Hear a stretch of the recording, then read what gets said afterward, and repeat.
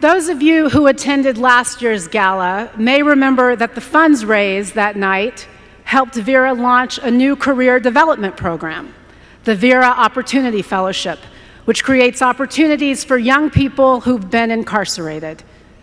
Vera was amazed by the number of extraordinary applications received for this fellowship. One of those applications was from a young man named Steven Pacheco. Steven is a rising sophomore at John Jay College of Criminal Justice, and he is now Vera's inaugural Opportunity Fellow.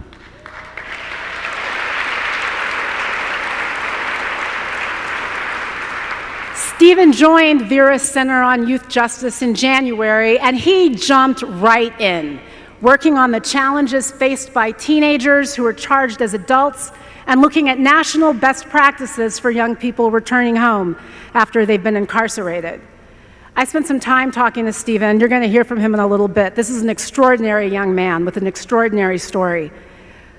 But, excuse me, it's important to note that the Vera Opportunity Fellowship is not just a chance for young people who've become involved in the justice system to launch themselves into the workforce. It's also an opportunity for Vera, since Vera's work is dramatically enhanced when it invites the expertise of people who've been most impacted by the justice systems it seeks to improve. Thanks to your help, Vera was able to seek out and support Steven, to give him a chance to succeed, but just as importantly, to learn from him. Please join me in welcoming a very extraordinarily gifted young man, Steven Pacheco. Welcome, Steven. It was called a bird cage, a special type of solitary confinement. I spent 2 years out of a whole year of incarceration inside of this bird cage, right? Imagine a metal crate serving as your door, with your toilet about 1 foot away from that bed. I was locked in this cage 23 hours a day, 6 hours away from my family. So not much visits, right?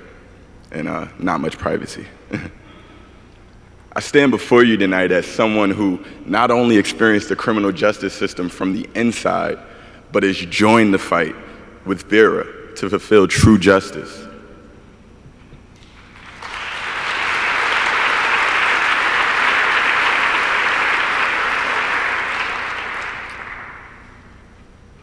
I want to make sure that other young people aren't exposed to this sort of trauma and forced to go through it alone without the help of their family or their community. This community that sits right in front of me, actually. It's really tough being up here because I was counted out way before you saw me tonight, and I'm really honored to be here speaking, and that's really important because this is a reflection of a population that a lot of you don't get to see on a regular basis.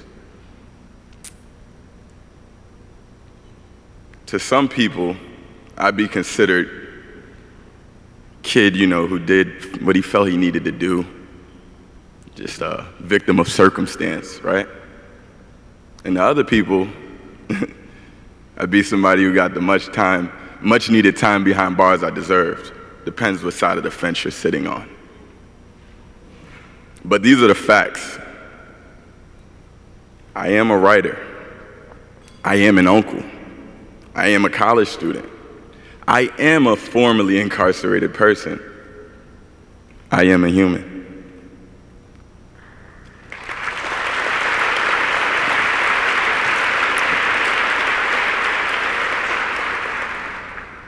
It was my experience within this system that ultimately led me to this Vera Opportunity Fellowship that you all heard Tanya speak about just a few moments ago. I want to thank everybody from Vera to the folks who really put the work in to make this space available to an individual like me. Thank you certainly isn't enough, and I could never repay the people who made it possible for me to be here in front of you all right now. Like I said, I was counted out way before you saw me here tonight, so it's an amazing honor. But through this fellowship, I've gained an invaluable amount of knowledge, and the experience, it's just amazing. It's amazing. But it definitely deserves to be said that if it wasn't for Vera, I would not be standing here right now. So again, I want to commend Vera for just opening the door for me, you know, being ready to learn from me, making me feel valued, making me feel like my opinion does matter, my thoughts and my problem-solving capabilities are actually on par with somebody who has PhD behind their name. That means a lot to me. Although this is not my first job, it's my first time working with a nonprofit organization. Simply socializing with my colleagues, my peers, it goes beyond words to say what that does for a person like me. You know, where I grew up in the South Bronx, nothing like this, nothing like this. I'll leave that at that, but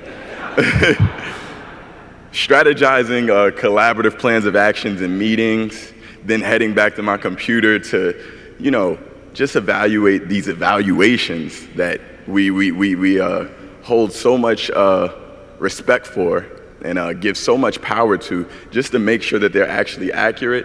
That is like so empowering for me to be a part of that, and at the same time mind-blowing. Thanks to the resources and tools at my disposal at Vera, I've been able to be an active member not only in my college, but in the society at large. With the help of various clubs at John Jay College of Criminal Justice, I've been able to fight for women's rights, students' rights, workers' rights, justice for undocumented people, and destigmatizing what is called criminal behavior. That's very important, very important.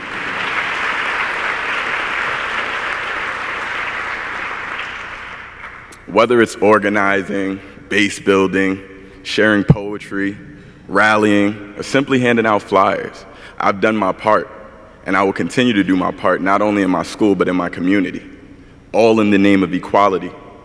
And so I want the takeaway for everything that I'm saying for you tonight, not to simply inspire you to curb any prejudice that you may have. It's way bigger than that. It's way bigger than that. I want you to understand that there's been so many people involved in this system who are affected day to day, not just being incarcerated, but the families, the extension of that, who are like honestly depending on us in this room, us with this unbelievable amount of privilege to do something about all of the injustice we see. Let my words inspire you to join Vera in the fight to fulfill true justice.